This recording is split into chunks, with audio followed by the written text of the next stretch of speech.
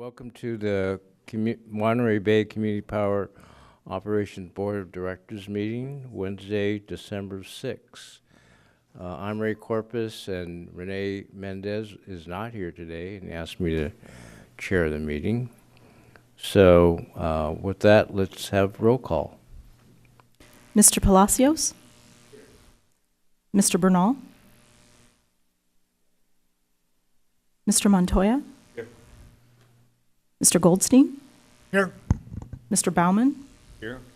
Mr. Corpus? Here. Mr. McCarthy? Mr. Harvey? Mr. Long? Mr. Espinoza? Chair Mendez? Okay, we have a quorum.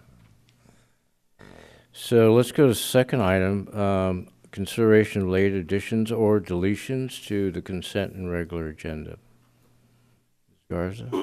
Garza? Yes, Chair, we do actually have some corrections and additional materials today. For number 8, the materials item labeled Marketing and Outreach Report on pages 27 and 28 should be labeled as item 8 and pertains to the CEO report, which will be given verbally. For item 12, there are additional materials for this item.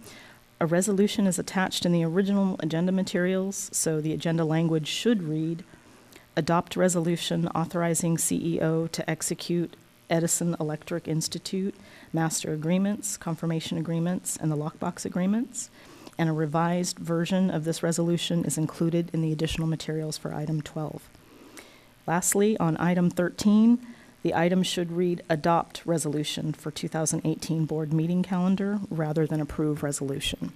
And that's all we have for today. Thank you. All right. Oral communications for items that are not on the agenda. Excuse me, Chair.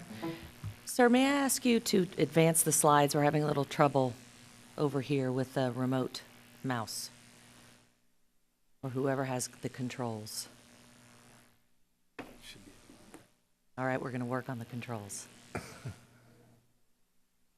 Go ahead and proceed. Sure. Sorry about that. Okay. Thank you very much. You're welcome.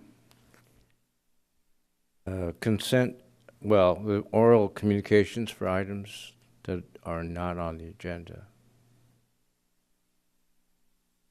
Board members? Staff, we have any communications that are not on the agenda? Apparently not. So we can move to the consent agenda. Are there any questions or comments by the board on any of the items for under the consent agenda? Yeah, Mr. Chairman, just a point of order. Can we get the public to make any comments on the oral communications? Oh, yes. They have Sure. it. Open for public comment then. Yes.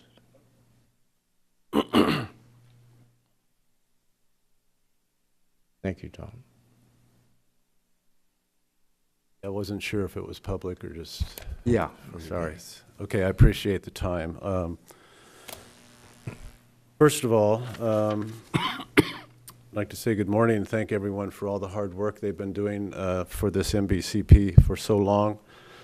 And we'd like to also thank you for allowing us to listen to us and take our comments and also our concerns about maybe things that are going on. One of my concerns basically, and it's not the MBCP's fault, but we have a very big attack on our transition to renewable energy, primarily by the federal government, as we all know with the tax bill coming up.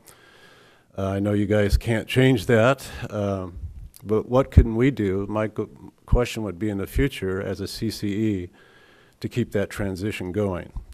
I do have a recommendation, which is a general recommendation about our net metering program. That's not on the agenda, but I'd like to bring it up now to try to incentivize our solar growth since the federal government's trying to stop it. And the reason I bring this up is some friends of mine, I do occasionally help people with their solar as well as their billing, and have an example of what's happened to a friend of mine through this net metering program that changed to 2.0 and the times that changed for solar production and awarding of credits. Basically, I have one bill here of 3 years bills. The first one's 3 years ago. Their average bill was 28. I have to set the stage here because they have solar. They were on E7, which was a wonderful net metering program and tariff, and then it switched to E6, which was also good, but they didn't put them back on E6. They jumped them right to time of use, which is present, and it's not a good thing if you have solar and you put on a time of use. So 3 years ago, their bill was $28 annual cost, $364 a year, which sounds very good, and the true-up bill for them was $75. From November 2015 to 16, it was $70 after some of the changes with the PUC. Annual cost $914 now, and they've not changed their usage of energy at all, and the true-up was $124.09. Now, what happened back in the spring of 16, we got rid of E6. Those of you on E6 got to be grandfathered till 2022. These people missed that opportunity. And my question, they went from up to $107 now monthly, annual cost $1,390. Their true-up was almost $700. They've done nothing except miss that billing that said, we're now going to take you off of E7, and now what do you want to do? My question for the CCE, why didn't PG&E put them on the plan that would have been less costly? Can we as MBCP be more concerned that our customers get the best plan for them without having just to put all this stuff at mailings or on the internet? People are sometimes too busy to check these things. I don't know about you, but I used to open my PG&E bill. Anything extra besides the bill, I'd toss. I don't do that anymore. One more question quickly before I go. The new 2.0 net metering de-incentivizes solar with smaller production times at peak use, so you get less credits and less off-peak times. So in the political climate we are in, do we at MBCP have any plans to reverse this attack on our renewable energy locally through more incentives and a better net metering program coming up this summer? I suggest E6 works very well. Thank you. Thank you. Are there any other oral communications from the public?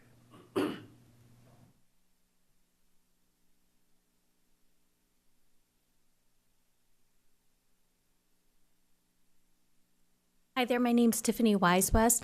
I know many of you through my role at the City of Santa Cruz as a Sustainability and Climate Action Coordinator, but I'm actually in front of you today as a board member for Central Coast Energy Services, which is a nonprofit located here in Watsonville that serves the Tri-County area, low-income weatherization and energy efficiency, as well as shutoffs, takes care of shutoffs for low-income folks.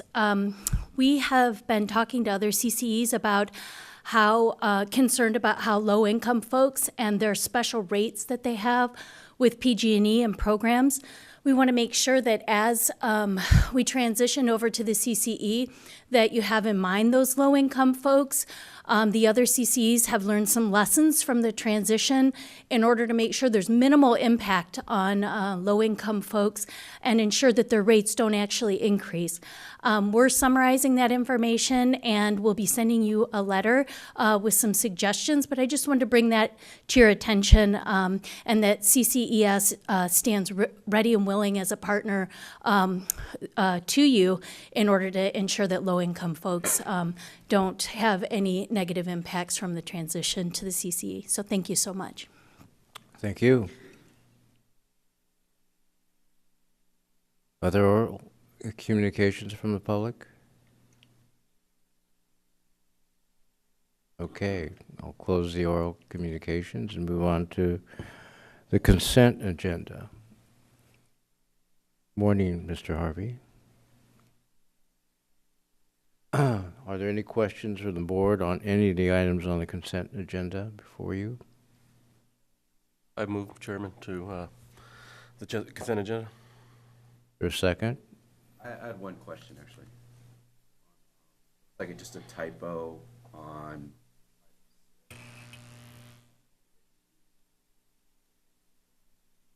that exceed, I think it should be not.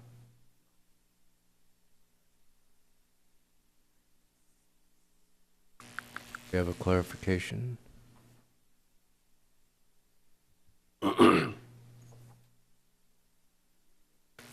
Ah, Last page. that's correct, it's a typo.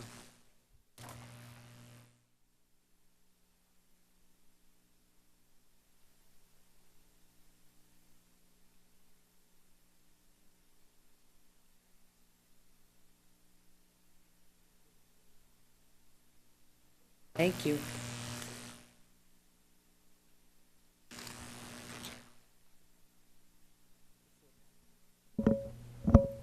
Fine. Top line shall not exceed Not exceed. B Yes. and O. Yeah, correct. Second. Thank you. Just before the vote, I just do want to note that congratulations to the staff and to M-Press, a local contractor who is securing the contract for mailing and printing services. Great to see we're able to keep that business here locally. Thank you. Okay, before we vote, are there any comments from the public on the consent agenda? Any items? I see none. So all those in favor of the motion to adopt the consent agenda and approve it, say aye. Aye. All those opposed, abstentions? Thank you. Move on to the regular agenda and the CEO's report. Mr. Abashi. Thank you, Mr. Chairman. A few things to report on today. We thought since this is December and we're coming to an end of a calendar year to just go through what we've done in the last few months and talk for a couple of minutes about what we plan to do in the next couple of months. First, we just wanted to begin to talk about what are the key elements and key things that we have done in order to form the agency. Those are the very basic, the foundational issues that had to be taken care of. One, obviously, is putting the joint powers agreement together, and that was done back in March. That is pretty much the starting point for every CCE is for a group of people to come together and say, we want to start this business locally. That usually starts the ball rolling, so to speak. The first step for us to become an actual business is to do the implementation plan, which is pretty much very similar to seeking a license to become a business. And the implementation plan gets submitted to the CPUC. They have 90 days to confirm it and give us the classification that we are a CCE, and they did that already, and we received that certification in November. The next step is to create the partnership between us and PG&E, and we've already signed that agreement, passed it on to the folks at PG&E, and it's going through the process of their approval, and we should be getting it back in a couple of weeks. And the last step in that very basic work is to hand a check for $100,000 to the CPUC, and that will be put in escrow just in case we decided to go out of business and all the customers from our service territory need to be pushed back to PG&E. Then that money will go to PG&E in order to do all the administrative work required to accommodate the return of the customers back to them. That dollar figure was established as a placeholder back in 2010, and now the CPUC is going through a process of trying to be a little bit more definitive on how to calculate that figure. Most likely, we will be getting sometime in maybe about July of next year an entirely different number, and it will be much larger. And obviously, by then, we'll be coming back and probably having to pay an extra amount of money to deposit it with the CPUC just in case, again. So those three, and we have requested a check for $100,000, and as soon as we get the PG&E service agreement approved by their staff, then we'll be able to submit that check to the CPUC. And that pretty much puts us in business. There are two different key services that we have to have in order to be able to really run the operation successfully when we launch in March of next year. And both of them are being done under a 5-year agreement. One is with the data management and call center. This is the group that will be managing our relationship with PG&E, basically minding the revenue side of the business. And the second group is, and the second contract is with a scheduling coordinator, coordinating services, and these are the people that will be managing the relationship with the suppliers as well as the California ISO. Both agreements were negotiated. One is already approved, which is the data management with call center with GridX, and second one is before you tonight for approval.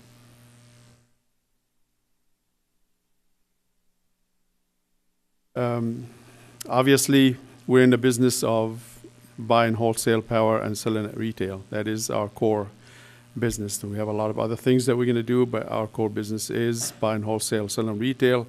In order to do that, we are working on 2 different set of contracts, one with short-term contracts to cover somewhere between 1 to 5 years. A certain portion of our load for 2018, it will be 100%, tapering down to 80 to 65 to 50 over the next few years.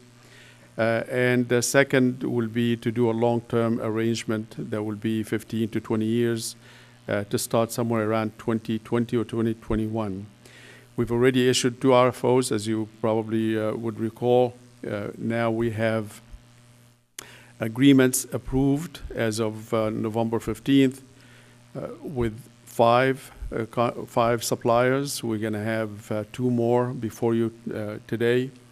When we're done, we're going to have enabling agreements and confirmation agreements, basically all the work that has to be done in order for us to start transacting within 1 to 2 hours, which is likely to happen next Thursday. So we have agreements with 7 suppliers, all enabling agreements, all ready to go. Some were approved November 15th. Some are before you tonight. We also have banking agreements. These are called lockbox agreement, basically creating a mechanism that will help have the money be deposited straight from PG&E, our revenue going into that lockbox, and having the suppliers get their money ahead of us trying to tap into it to spend on anything else. That is required and needed because we don't have any credits, we don't have any money in the bank, and we're just a starting entity, and all the suppliers obviously need an assurance that they will be able to get their money, and that's where the lockbox comes in, since we cannot have a collateral for the amount of money or for the amount of energy that we intend to buy. And that really generally is very large. If we do away with the lockbox, we would have to have maybe $50, $60 million in the bank, which we don't have, as you probably know. So all these, the 3 banking agreements also negotiated. They are before you today. And once we have that item taken care of, item 12, then we are pretty much set to start trading. And we have a date established that's going to be next Thursday, where we're going to ask for price refreshers from all of the suppliers, the 7 suppliers, and most likely by the end of the following day, we'll be pretty much set with most of what we were set out to buy to begin with. Not likely all of it, but most of it. All right, so that gets us to now what have we done in terms of human resources. Obviously, those are the folks that will need to do all that work in the future. We've got some new hires, and all of them, I believe, are here now. Mark Buckman, he's our key account manager with plenty of experience in the solar business. Mark, would you stand up? Looking forward to having him. He actually, everybody started, by the way, on Monday. But Mark decided to start even 2 weeks before then, and he's been fairly active and really glad to have him. Tiffany Law is our finance manager, and here she is. And she's pretty much taken over everything that has to do in the finance area from me in the last couple of days to to my absolute pleasure. Mark Adado has been with us with this agency for quite some time, really very active in the formation of this agency to begin with, and we're really glad to have him. He's our community engagement and event coordinator. Both, actually, Tiffany and Mark are local to our service territory. Bren Lair, and she is our new board secretary and slash executive assistant slash a number of other things, office manager and so on. She is starting with us on the 11th. She's here shadowing for Laurel, but she will be taken over in the next meeting on the 13th. I'm glad to have her. She's got plenty of experience working for the city of Santa Cruz as the city clerk, and I know she's going to hit the ground running. Then we have one more person that will not start until January 8th, I believe. That's Peter Burridge, and he is going to be the marketing and communication manager. He was offered the job and accepted it, but will start with us in a few weeks. That's not all, of course. As you probably know, we've been working with consultants, and we also have hired a couple of contractors. Really, I'm glad to introduce him as well. James Mark, and he's here. James is going to be helping Mark Buckman on addressing the key accounts, and going out there and talking to these folks and finding out what is it that they need from us and how we can help them succeed in their business. Cynthia Jordan, she's our contract HR manager with 30 years of experience in HR, and I'm just thrilled to have her, quite frankly, because she's just taken over in no time anything that has to do with HR. Of course, our Dana over here, she's been with us for quite some time, and she will be, and we will try as best as we can to find somebody that will eventually take over the general counsel responsibility, because I know that she wants to get back to the work that she actually does in Santa Cruz. She's been incredibly helpful on all the contracts that we have been working on for the past couple of months. Very, very responsive to everything that we need. Of course, we have Laurel, and I'll be remiss to thank her and everybody in the county of Santa Cruz who were just incredibly helpful over the last couple of months for me. They're slowly now going back to their regular jobs, but I just want to take the opportunity to thank Laurel and Dana for staying for a couple more meetings.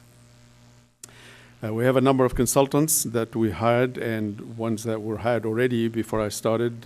We brought in an IT consultant, that's Alvarez Group. He works with a number of cities in the region. They've been doing a really good job for us. I don't have to reintroduce Sean and Lean Energy. She's been in the process from day one, and she will continue with us. And I still don't have a contract with her to get us to the end of the fiscal year. As soon as we draft that one, we'll get it moving. But I'd like to keep her with us until the end of the fiscal year, as I do all the other contracts. The fiscal year pretty much ends the contracts. Then we either renew it or do what we need to do. Pacific Energy Advisors, they're not here, but they've been working with us also well before I started, and they handle anything that has to do with the power supply area. Miller Maxfield, you already know him. He's been with the process also before I joined in, and he will continue with us until the end of the fiscal year again. Mike Maher, this is an accountant that I've hired as soon as I got in. He's also the one that I've worked with Silicon Valley Clean Energy, and he works with a number of CCEs, quite versed into the operation of the CCAs, and a great guy to work with. He's our accountant, and he's going to be working a lot with Tiffany. ADP, this is our payroll and benefits administrative services. We don't have one in-house. We don't need to. We're a very small group, so we'll continue to work with ADP. And finally, we got the Delgado Group. They are the ones to furnish the office that we're going to be moving into comes December 15th. A lot of good people with plenty of experience in the past working with CCAs. All right, so what is it that we're going to be looking into doing in the next couple of months? All of our effort, 100% of it, and then some is going to prepare for the rollout. It's a considerable amount of work that has to be done with the data management consultant or vendor, and another that will be done with the scheduling coordination folks. It absorbs a considerable amount of our time, just constantly trying to figure out how we're going to bring all the ideas that we have into a code, into a software code, because that's really how the money is going to get handled, whether on the revenue side or on the supply side. Moving into our new office in December 15th. Most likely it will be December 18th, because December 15th we'll be setting up the furniture, and December 18th, hopefully our staff will be in the new office in Monterey. The address is 70 Garden Court, Monterey. Acquisition of the short-term power supply, as I've shared with you earlier, that's going to happen next Thursday, and by then we'll be locking in at least. We are hedged. We will hedge 100% of the 2018 power supply and smaller portions in 2019, 2020, and 2021. And we will lock in most likely at that time, hopefully 100% of our needs for the attributes. This is the RPS, or the Renewable Portfolio Standards, that we are obligated to have in place. We'll have that, and also the carbon-free for the remainder of our power supply needs. We will be working with the Silicon Valley Clean Energy on negotiating with 3 different vendors. It used to be 4. One of them dropped out because they were not willing to provide the dollar collateral that we asked of them. So we are looking at 3 vendors. One is wind energy, most likely around the 200 megawatt range. And again, that's for the 2 agencies. And 2 solar plus storage vendors, and the combination of the 2 will be about 265 megawatt. To the extent that we are successful in negotiating these contracts, most likely we'll see somewhere around 18% of our needs, as well as 18% of that of the Silicon Valley needs, be met by these 3 contracts. And finally, in around January, February timeframe, I would like to recommend the formation of a stakeholder group that will begin to look at the various programs that we can put in place in order to help further reduce greenhouse gas that we need to reduce, and we will bring that recommendation to you and start that work then.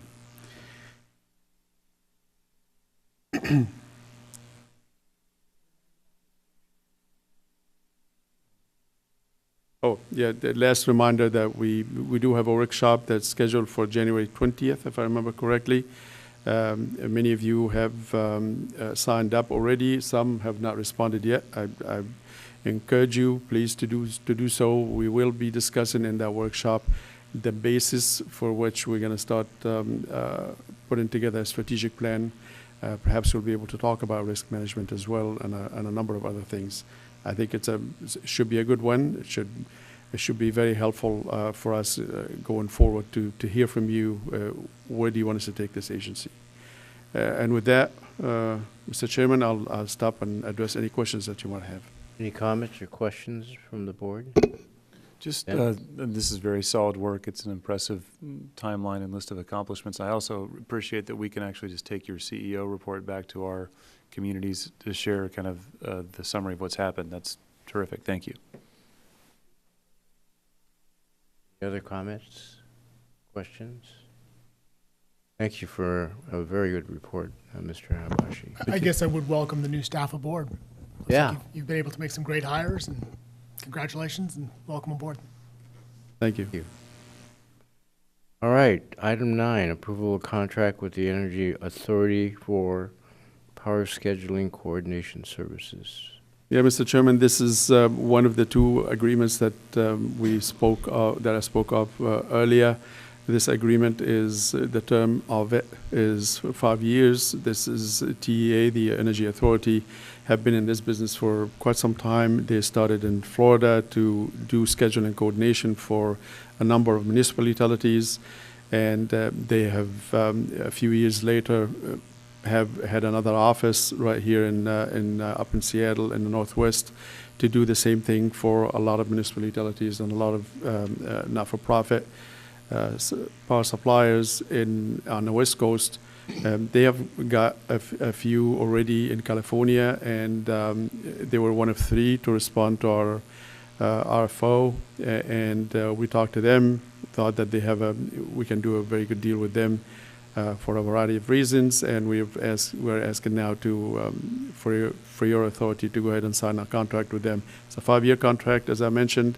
The price is roughly about $295 or $98. I forgot exactly what the exact amount is. It's about $300,000 a year fixed. It doesn't escalate. I think it's a pretty decent contract, and we need to go ahead and connect with them or contract with them now so they can do all the prep work that will help them keep track of all the energy and all the dollars going back and forth between us and the suppliers and the California ISO. With that, Mr. Chairman, I recommend approval. Thank you. Questions of the board, comments? So I do note that they are in fact a nonprofit themselves, TEA. Do you want to provide a little background about how a nonprofit got into this business? I think initially a number of municipal utilities in Florida figured it would be a whole lot cheaper for them to collectively do the scheduling coordination with one entity, because it's a 24-hour dispatch center, so to speak, and if you duplicate it, you're just spending the same amount of money over and over. So what they did is they just built one dispatch center that will do the scheduling coordination function for a whole bunch of them, made it a whole lot cheaper. So and because they were all municipal utilities and not-for-profit utilities, they decided to have that be a not-for-profit agency.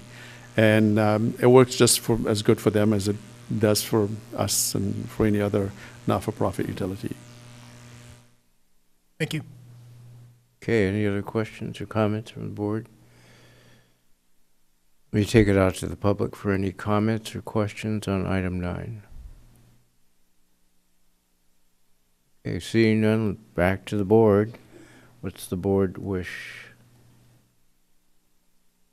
I would move staff recommendation. Thank you. Second. All right, it's been moved and second to approve the contract with Energy Authority. So, all those in favor, please say aye. Aye. Aye. Okay, all those opposed? Any abstentions? Contract's approved. Thank you. Item 10, recommend approval of the 2018 rates and rebate schedule for the which goes to the policy board. Yes, Mr. Chairman, we are asking the operations board to forward this to the policy board with their approval. We have been talking about this for quite some time now. Our rates match that of PG&E. However, effectively what we are doing is pushing the rates up. The rates that are before you today is PG&E's rates minus the PCIA, because the combination of the two makes our rates equal to that of PG&E. So we can't really say it's exactly PG&E because we have to subtract all the exit fee, so to speak, from all those rates, and that determine what our rates will be. And also we are asking you to approve a 3% rebate that we will give to the customers, either annually, biannually, or quarterly. For the residential customers, it will be annual. For commercial customers, if they are medium commercial customers, it will be biannually, and for the large ones, it will be quarterly. We want to set that amount at 3% for the first year and see what happens at the end of the year. We'll change it when we conclude our fiscal year calculations, but that rebate will be paid again. It depends on the type of customer. Will be paid at the end of the year for most residential customers. Okay, question, wait. Thank you, Tom. I guess my recollection is that we were going to do the rebate based on an end-of-year budget reconciliation, and this seems to go ahead and put the cart before the horse, so to speak. Yes, the understanding, and you are correct, that we were supposed to wait until the end of the year, then we would find out how much money we have left over, and we were going to split it. 10% will go to rebates, 90% will go to reserves. After a lot of discussion with the folks that will be handling the data management, trying to come up with a logic that they can work into the program, it became apparent that this may be a bit difficult to do. And since we know that we're going to have a lot more than the 3% that we want to offer back to the customer, we thought maybe we can set it at 3%. Or a minimum of 3%, and that's the kind of the language that we have in there, because we know we're going to have almost 30%. I mean, if this works correctly, we're going to have 30% remaining at the end of the year, and we're going to put 27% of it in reserves, and 3% will be given back to the customers. So I think we can afford to go ahead and set it at 3%, and at the end of the year, if we see that the amount was higher, then we can make the adjustment for the following year, and if it's lower, that's okay. We can absorb it, given that we will have a decent amount left over. Okay, other questions, comments? So I do have two questions, I guess. I guess this is related to that. Is there's obviously a balancing act, as Mr. Baumann alluded to, between establishing the reserves to ensure the long-term viability of the agency, paying off the debt, which I know some of which we owe to Santa Cruz County. Thank you for the startup funding, and then these rebate programs. So I understand that we can have competing priorities, and it sounds like you're making a recommendation at this point to fix the rebate, but still come back and evaluate it and take a look at these different sort of competing pots of money, if you will, at the end of the year when we have a stronger handle, it sounds like, on what our actual cash flow position will be.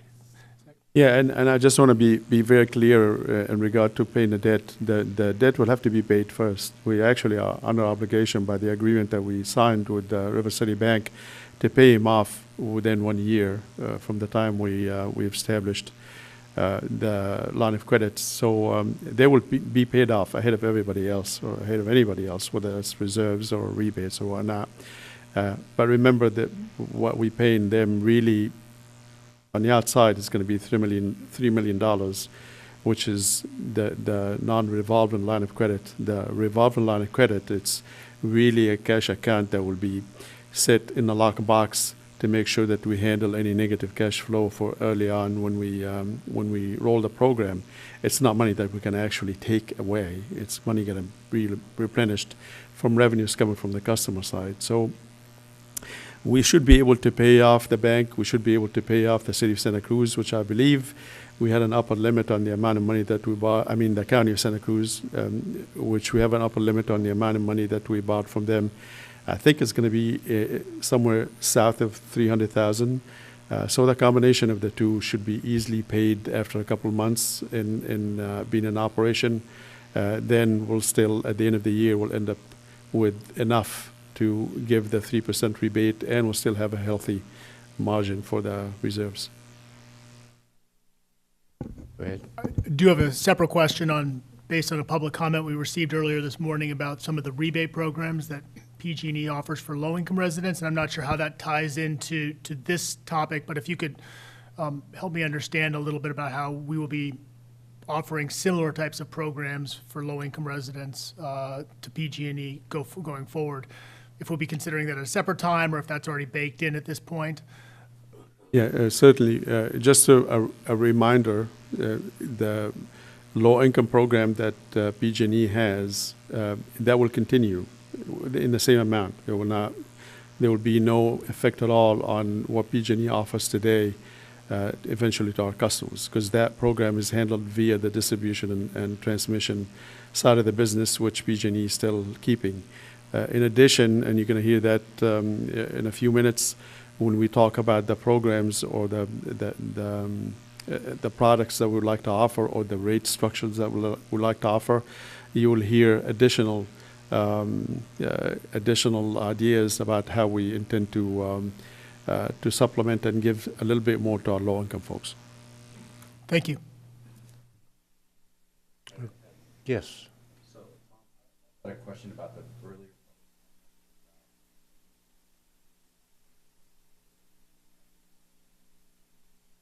Rate, or how's that going to work? Well, I think for the first year, what we are trying to do is to, again, mimic PG&E's rates one for one, so we don't deviate much, because any deviation just becomes more additional work that we have to spend, additional time that we have to spend in order to figure out how that new rate structure will work. And given the amount of time that we have to rolling our program, I would advise not to do anything different. We just have to stick with the same, with what PG&E is doing. The benefit comes in when we offer the rebate. That's something that the customer will benefit from. In addition, when we put together the stakeholder group that will be looking at the various programs that we need to implement, that group then can eventually look into and decide on implementing programs that will be providing support or additional support to the folks that have solar rooftops. Okay. Any other questions or comments from the board? Let me just take this out to the public. Any comments or questions on item 10? Hello, Kevin Dayton, representing Clear Honest Options and Clean Energy. It's a coalition of business and taxpayer groups. And you haven't heard this probably a lot. People think that you're doing a great job so far in establishing this agency. There was concern that perhaps costs would spiral out of control quickly, that customers would have significant increases. And what's been going on here each month has been excellent. So please keep up the good work. I know that the business and taxpayer groups in the region are getting regular reports about what's happening here, and they like what they see. So thank you for your fiscal responsibility and good management. Thank you for those comments. Other comments or questions on item 10? Okay, seeing none, let's bring this back to the board. This is a three-part recommendation. Approve and adopt the Monterey Bay Community Power electric rates, authorize the revisions to the adopted rates during 2018 to ensure rate parity to PG&E, and approve the 3% rebate. What would the board like to do?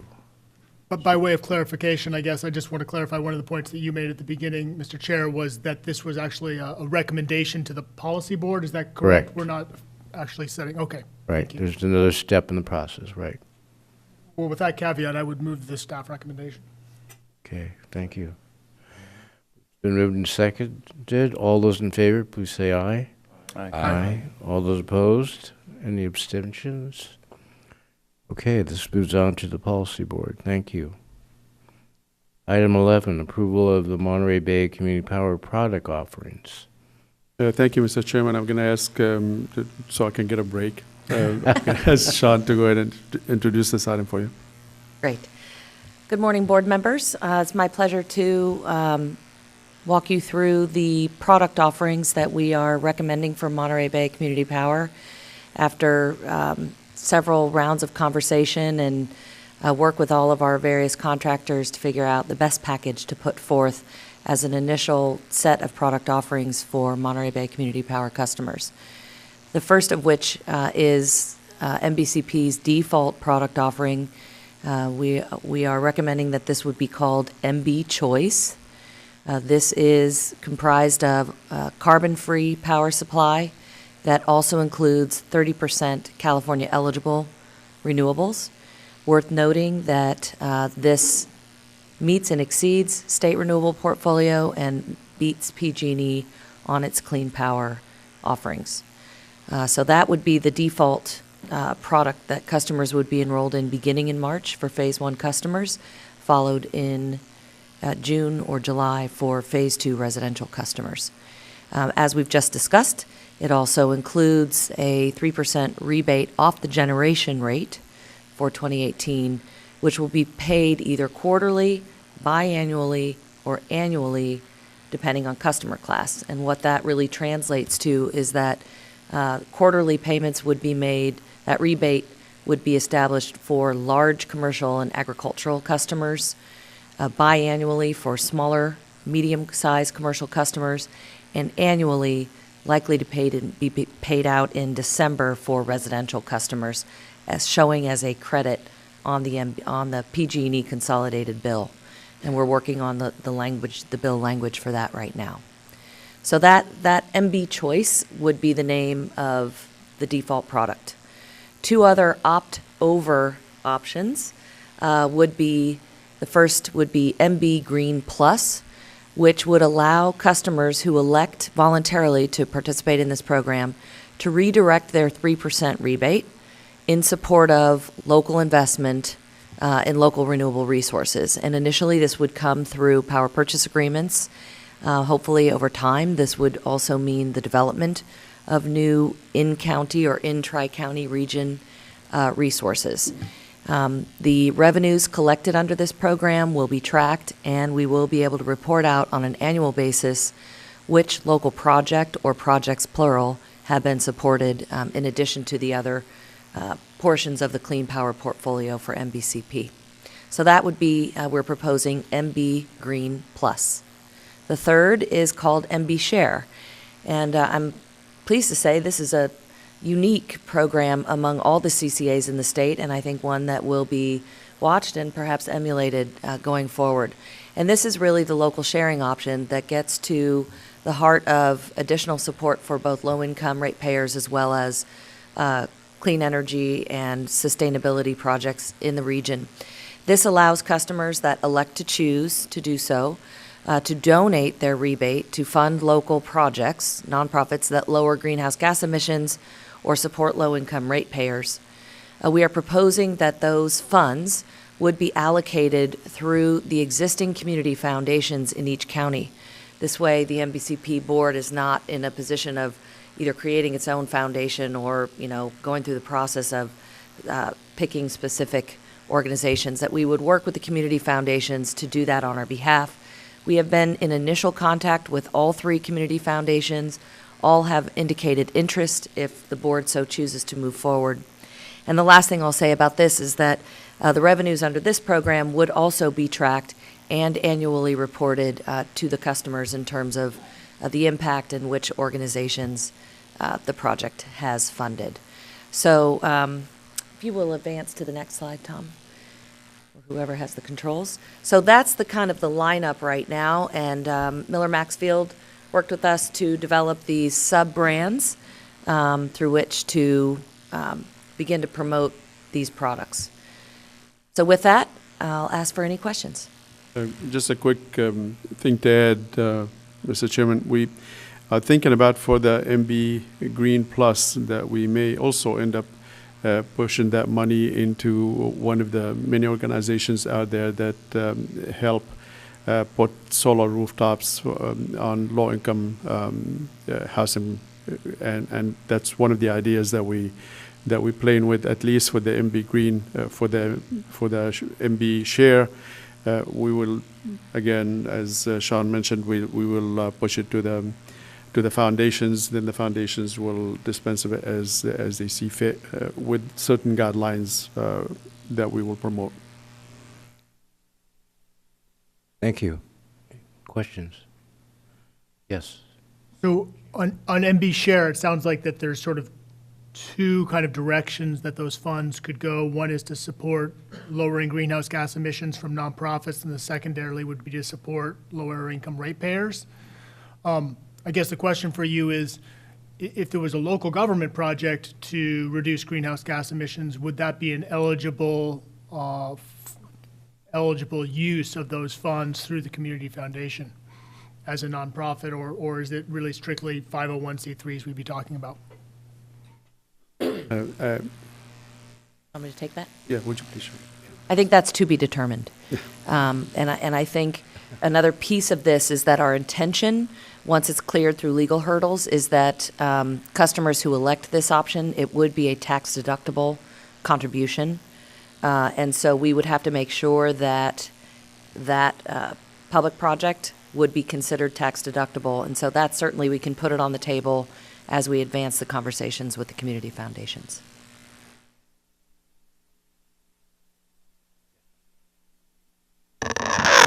Just wanted to compliment you. I think it's very clever, and I think it'll be well received. One last thing to mention, it's probably we're the only program that basically, even with the other products that being offered, we still holding the line on not going above PG&E's rates. Many of the others tend to offer programs that will, if you pay a penny more, then we'll do ABC. We're not doing that. We're just holding the line that PG&E's rates will be the highest that will be charged. Other questions? So my understanding is that on the choice, MB choice, that would be largely sourced by 100% carbon from what they call hydro. Yeah, all Right. of these are pretty much holding the line on being carbon free. Yeah, thank you. Other questions from the board or comments? Kick it out to the public. Any comments from the public on this item, item 11?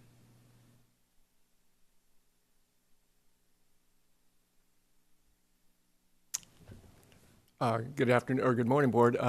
Thank you for the opportunity to speak, and I want to echo everyone else's comments. It's remarkable the effort that Tom and his new crew are making, rolling this forward so quickly, and we're really pleased to see that happening.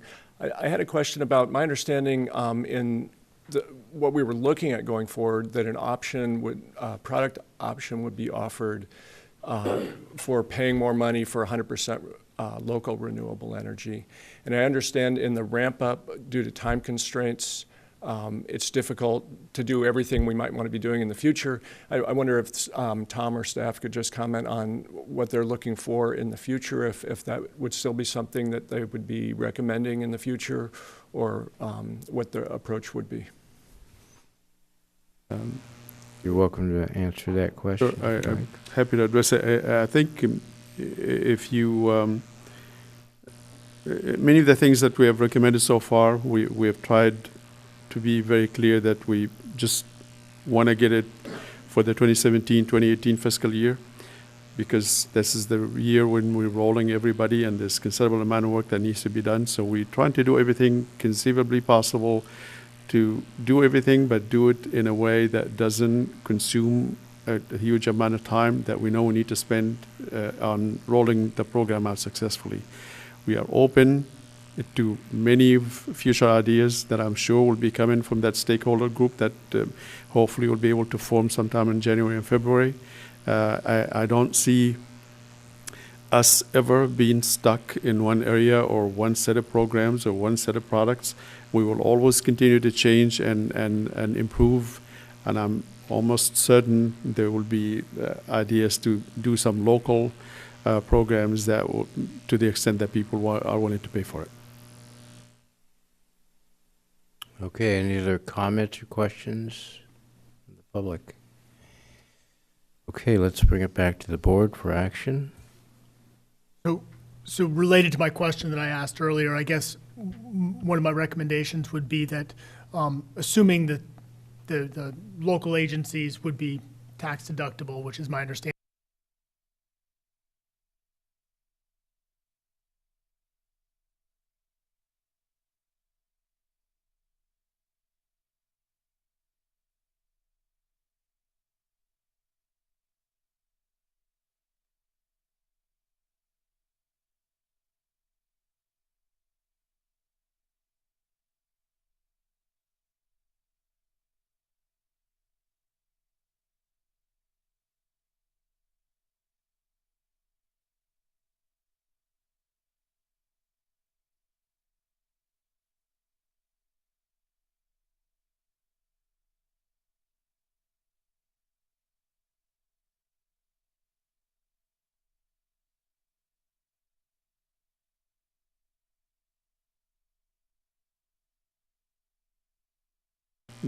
basically the money that we'll hand them as the money that the customers decided that they don't want. They'd just rather push it into community foundation.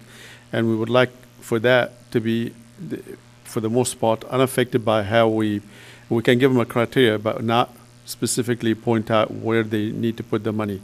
Where your point comes in is when we begin to look at programs that we want to have in place in the region. And remember, there will be plenty of money available to spend on programs. Right now, we're scheduling, I believe, about 1% of our total revenue, which is $2.5 million. Most likely, once we have enough money in reserves, that amount will be considerably larger. Then that will be the amount that the stakeholder group will decide where to spend it. And I'm almost certain that a good portion of it will be spent on similar programs or ideas or projects as you're suggesting the cities or the member agencies will engage in. Jamie's questions brought up. This won't require us to issue any sort of W-2 or tax receipt to the customers that make these nonprofit contributions? I wish I have the answer to, but again, while we have somewhere around 9 months to make sure that that all the logistics for how to make this program work appropriately is being put together and be done in the simplest and the least expensive way. So I agree with you. It's not going to happen. We're not going to be issuing any W-2s. Most likely what the customer will be able to do is to show it on their tax return that they have made this contribution to this program, and we will be able to tell them how much they made because that's going to be on their bill. We'll show them what the credit was so they can show that amount as a contribution that they made and have it be tax deductible. But we are not going to be dealing with, I don't think so. This is part of the discussion with the community foundations. That may be a function of the community foundation. So we can report back once we wanted to get the initial feedback. Now our next step is to go to the community foundations and figure out what the mechanics of all of this get all the legal parameters put in place, and then come back to you with more of the structure of how it would actually work. Okay, thank you. We're not so set to the point where if we have to come back and change our mind about how to get this done in order to make sure that the mechanics are simple, then we'll do that. What we want to make sure of is that 100% of that money will be actually going to do something good and not going to be spent on administrative expenses in order to make the program work.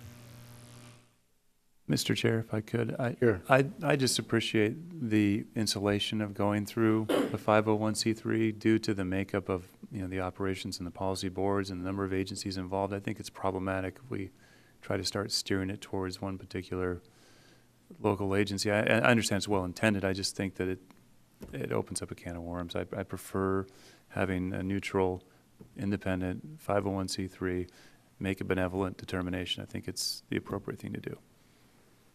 Thank you. Jamie? Secondary topic relates to the rebates. I'm a member of a nonprofit insurance group, and for years I've gotten a check from them every December. It's sort of the rebate, if you will, same kind of concept. And frankly, it's engendered a lot of loyalty on my behalf with this insurance company. So I understand that there's going to be a trade-off between mailing every single customer from Monterey Bay Community Power physically a check, that there would be a significant cost associated with that, versus at the other end of the spectrum, a simple little rebate that shows up somewhere on someone's bill that they're getting from PG&E. And so I understand that there's a cost trade-off there, but I also would in some ways recognize that there's sort of a loyalty trade-off too, that some people may not scour their PG&E bill and may not and never see the rebate. So just as we move forward, and we're not going to make this decision now, think about that trade-off between some sort of notification of what actually customers are receiving in the rebate versus sort of a little side note in the bill, which most of us can't necessarily decipher anyway. So I leave that to staff discretion in future discussions, but that's obviously a trade-off in my mind about how best to administer the rebate to really achieve something from it. I agree, and it is a trade-off that we need to consider, and the question really becomes, do you send it as a check at the end of the year, or do you spend some of that money that you probably will spend on mailing the checks and issuing the checks on a lot of the marketing activities in order to highlight the fact that we are giving rebate? So we'll see which one will render us the highest, customer positive feedback. Thank you. Any other questions or comments from the board? So the chair is open to an approval of the 3 product options and their brand names, which would be offered in March of 2018. Mr. Chair, just wanted to let you know that I'll be abstaining from this item. I'm a board member for the Santa Cruz County Community Foundation. I don't believe I have a conflict of interest as I'm a board member, don't receive any remuneration, but just as an abundance of caution, I'll be abstaining from the item because it does have to do with the community foundations. Thanks. Thank you, Mr. Palacio. Just one point, Sure. just open it for the public comments if that's possible. Oh, that's right, I'm sorry. Are there comments open? Are there comments from the public on this item, the product offerings? Just one quick one. I think this is all really wonderful stuff you guys are doing here. This is fantastic. The only thing I have, it seems like MB Share is getting a lot of attention here. The only thing I would recommend is that we haven't talked about support low-income ratepayers, and I think a lot of these people are deciding whether they heat their homes or they put food on the table.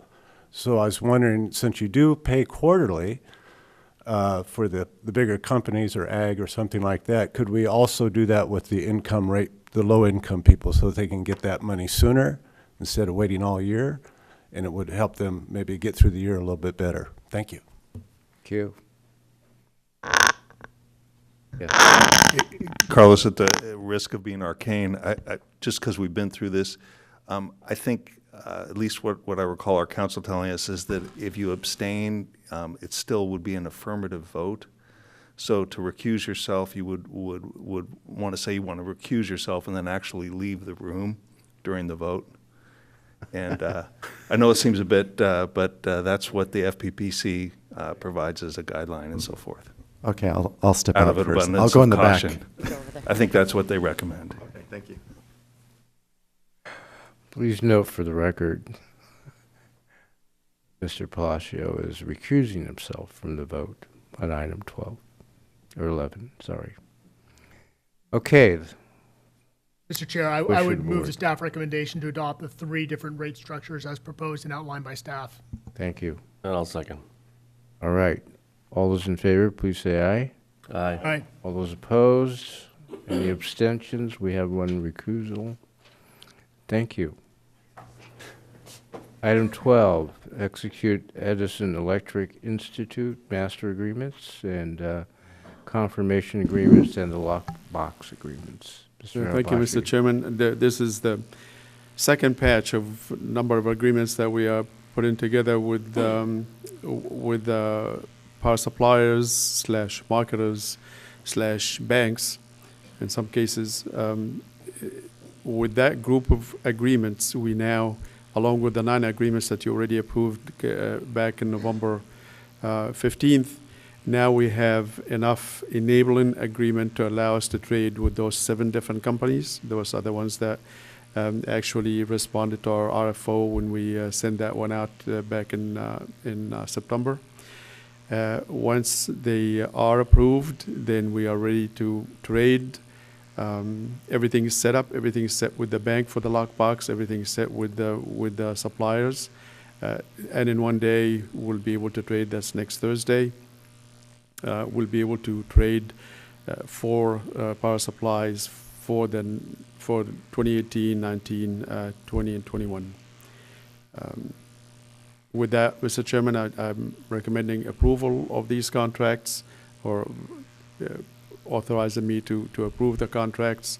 Then we will report on the activities to make sure that we have not passed the 5 cents per kilowatt hour, not to exceed that. We've already established in this agreement, in this staff report, as well as the staff report that was before you back on November 15th, where we report in the next meeting how we have done. On the overall, we're not going to report on each contract because we will keep that information confidential, but we'll report on how we have done. With that, Mr. Chairman, I'd be happy to answer any questions if you have any more specific to any of these contracts. Thank you, Mr. Abashi. Questions or comments from the board? Okay, let me take this out to the public before we vote on it.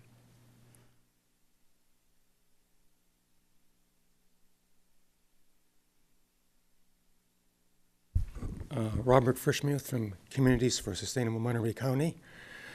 And I just it's kind of more of a question.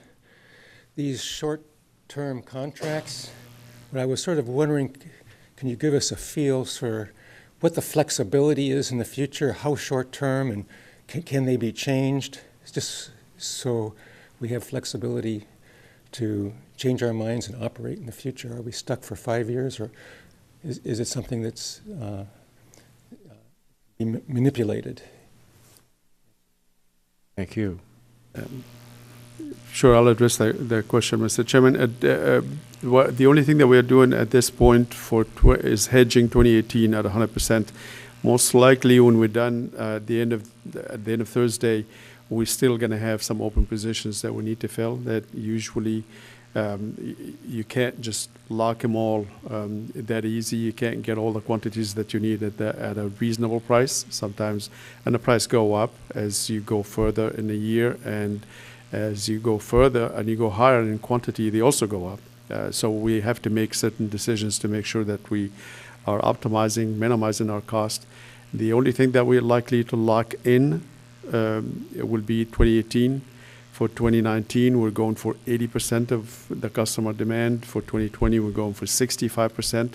So obviously, we have room later on in future months and future years to continue going back and refining, sometimes selling, sometimes buying, actually. There will be almost, I would assume, monthly, maybe every other month at the latest. Another quick request for offers going back to the suppliers.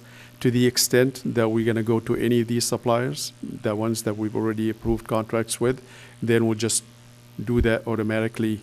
And that's going to be part of the risk management plan that we are putting together, and we're going to share with you. If it's another company or another entity that we're going to be contracting with, then we have to come back to you with enabling agreements and make sure that we get them approved. But there will be plenty of changes and constant refining and constant filling open positions that we're going to be doing in the future. This is not just a one-time deal and we're done. Very fluid. Yes, very. Thank you. So the way I understand this essentially is we're establishing the framework now with these 7 organizations so that we can buy power from them cleanly, quickly, flexibly. Down the road, we can add, you may down the road determine that one of these guys is never competitive and you don't end up buying from them down the road, but we're establishing basically the framework to procure power so that you can do it flexibly on a needed basis down as we move forward. Yes, Is that that's correct. Yes. Thank you. All right, any other questions or comments from the board? We've taken this out to the public, so the recommendation is to adopt the resolution authorizing the MBCP executive officer to execute a number of items, a number of agreements. Execute the master agreements, there are 4. Execute confirmation agreements with those designated power supplies that are provided in the staff report. And execute the lockbox agreement with Riverbank, which includes the transfer of funds to meet the obligations of these contracts. Do I have a motion? Do I have a second? Second. Thank you. All those in favor? Motion, please say aye. Aye. All those opposed? Any abstentions? Thank you. All right. Item 13. Thank you, Mr. Chairman. Sean will Probably take this take the item. longest time.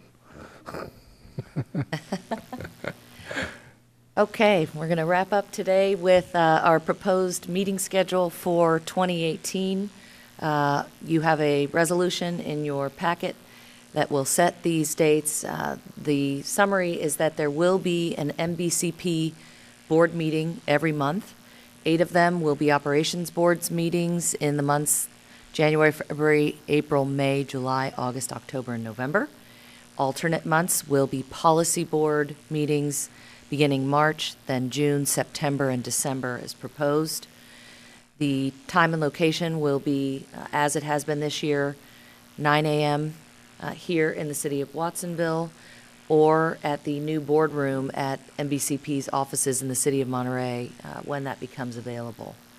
So we are asking for your adoption of the 2018 board meeting schedule. All right, comments or questions from the I just note that August is a recess time for many public agencies. Is there any possibility to do June or September? Sure, do you want to set that now, or can that be determined as we get closer? I just bring it up as a recommendation. I just know certainly our board is off in August, so you may have a challenge with operations and both policy board in that regard. Probably September would be the better month. It's a little closer to August than June. So I'd just make a motion that we substitute September for August. A second to that. Thank you. I do want to also note before we vote and take public comment that the first Wednesday in July, I think is July 4th, which I'm not going to be able to make a board meeting that day. So, you know, maybe moving it back into June, the last week in June, may be inappropriate. Okay, is that part of the motion? The amended motion is to the schedule. Thank you. So moving the July meeting to the last Wednesday of June, and moving the August meeting to the first week of September. Correct. Want to move it to the last week of June? Other additions or comments, changes? Just the first meeting in January is the 3rd, is that correct? Go on vacation stuff too. Could be problematic for some, but we have alternates, I guess, so. Right. Do you want to make a motion or change? That's why we have alternates, I think. Okay, thank you. Anyone in the public would like to comment on the schedule? Okay, I don't see any public comments on this, so what's the wish of the board? Thank you. Is there a second? All those in favor of the board meeting schedule for 2018, please say aye. Aye. Aye. Aye. All those opposed? Any abstentions? Thank you all very much. The meeting of Operations Board meeting is adjourned until January 3rd, I guess. Thank you. Thank you.